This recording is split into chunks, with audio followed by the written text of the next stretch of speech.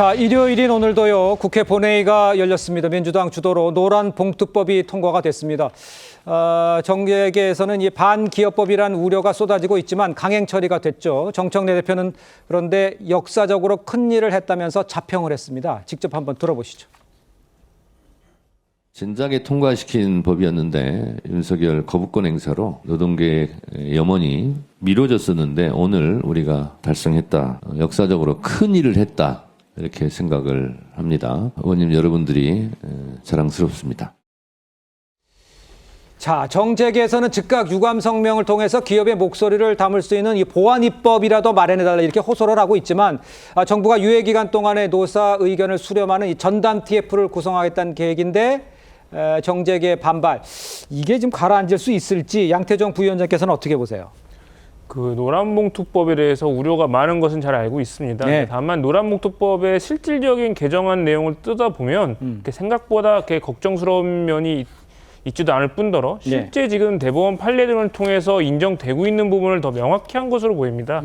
크게 두 가지인데요. 첫 번째는 결국 이제 실질적 사용자의 지위에 있는 자와 이제 근로자들이 이제 직접 노사협상을 할 수 있도록 되어 있는 건데 네네. 지금도 뭐 이제 하청이나 하청업체들로 직접적인 이제 지시감독 관계가 있으면 대법원 판례에서는 사용자로 인정을 하고 있기 때문에 그걸 더 법으로 명확히 한 것에 불과하다는 말씀을 드리고 특히 더 문제를 좀 삼고 있는 부분은 결국 이제 뭐 불법 파업 같은 것일 경우에 손해배상 책임, 뭐 법적인 책임 다 면제되는 거 아니냐 이런 우려가 있습니다만 지금 개정안 통과된 노란봉투법을 통해서도 불법 파업에 대해서는 손해배상 책임을 지우도록 되어 있는 겁니다. 합법적인 파업, 합법적인 이제 노조 활동에 대한 노조 분쟁에 대해서 이제 과도한 액수의 가압류나 뭐 압류 같은 그런 법적 조치로 고통받는 근로자들을 좀 그런 피해를 줄이기 위한 용도지 지금도 불법에 대해서는 모두 책임을 져야 된다 이 말씀 드리고 싶습니다. 이런 상황인데 이제 민주당은 그 노란봉투법 통과 직후에 2차 상법 개정안도 지금 국회 본회의에 상정을 했습니다.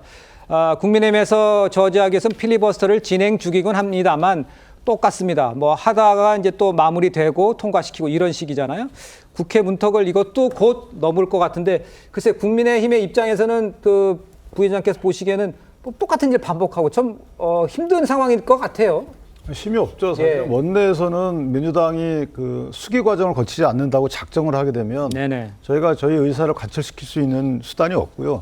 이것은 어떤 정치적인 의사가 아니고 실제 사회에서 문제가 있다고 여러 단체나 전문가들이 문제 제기를 하고 있음에도 불구하고 지금 민주당에서는 귀 기울이지 않는 법입니다. 특히 노란봉투법이라고 불리는 노동관계조정법은 문재인 정부 시절에도 문제가 있다고 해서 통과 안 된 법이에요. 저게 사실은 저희가 노사관계, 이게 근로계약이라고 치면 근로계약을 체결하지 않은 사람을 상대로 해서 교섭을 하라는 거죠. 이건 사실 헌법 위반이라고 저희가 볼 수가 있는 거고, 그러니까 법원에서 인정하는 뭐 실질적인 어떤 그 원청관계, 그러니까 계약관계에 있다는 것은 그럴 만한 사유들이 다 있는 것이고, 법원이 그렇게 인정하게 되면 법을 굳이 만들 필요가 없는 거거든요. 그럼에도 불구하고 이게 어떤 특정한 위치를 법에서 준다. 그건 계약자의 원칙에 반하는 거거든요. 그래서 이 부분은 사실 언젠가는 개정이 되겠지만 그 사이에 벌어질 여러 가지 이 폐단들, 실제 정책 실정마저도 만약에 문제가 생기면 그때 개정하면 되지 않겠는가 이렇게 얘기하잖아요. 그러면 그 사이에 피해를 입은 기업이나 국민들은 어떻게 하죠? 저는 상당히 실험적인 법이고 사실은 이념적인 법이다. 이렇게 생각합니다. 알겠습니다. 국민의힘은 노란봉투법 강행 처리가 민주당의 치명적 오판이자 이 돌이킬 수 없는 실책이라고 했습니다. 상법 개정안 상정도 아주 강하게 비판을 했는데 오늘 나온 이 송원석 비대위원장 목소리 들어보겠습니다.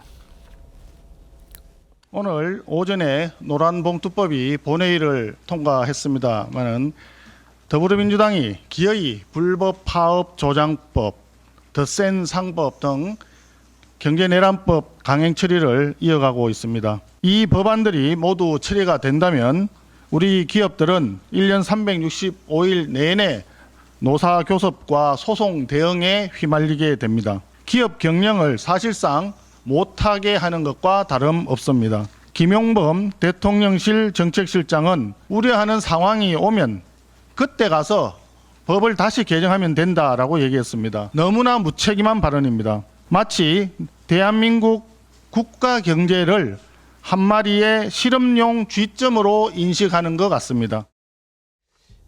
초 부분인데 정책실장이 얘기한 게 문제가 생기면 그때 가서 좀 고쳐보자 이런 얘기인데 그거를 어떻게 보세요? 저도 상당히 놀랐습니다. 대한민국 대통령 정책실장의 입에서 네. 그게 바로 소위 아니면 말고라는 뜻 아니겠습니까? 근데 이 노란봉투법으로 소위 하청 노동자들의 권리를 증진시키고 보장시킬 수 있다라는 것인데요. 예. 제가 알기로는 하청 노동자는 우선 그 노동 투쟁의 권리를 보장받기 이전에 삶의 질을 개선하는 자기의 어떤 삶이 확보되는 것을 더 우선시하지 않겠습니까? 예. 그러니까 정부나 기업이나 해야 될 게 고용 창출인데 이 기업이 완전히 지금 정권에 의해서 예를 든다면 다른 나라와의 관계에서 필요하면은 같이 그 수행해가지고 투자한다고 약속받게 하고 네. 그럼에도 불구하고 지금 노란봉투법으로부터 가장 취약하다라고 하는 자동차 산업이라든지 조선업 말입니다. 네. 이 노란봉투법이 있으면은요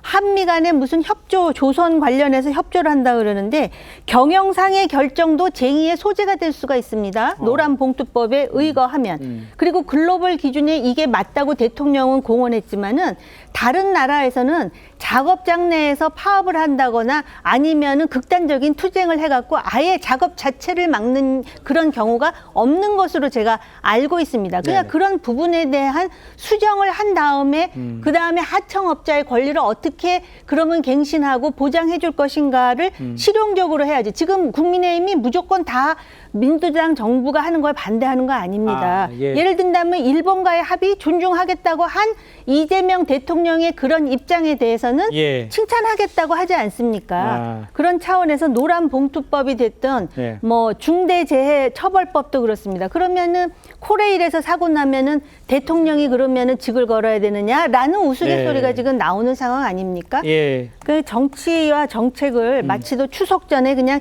개혁 밀어붙이고 노란봉투법 하면 이게 잘한 거라고 칭찬받을 거라고 생각하는데 예. 민생은 그렇게 돌아가는 게 아닙니다. 국정 운영도 마찬가지고요.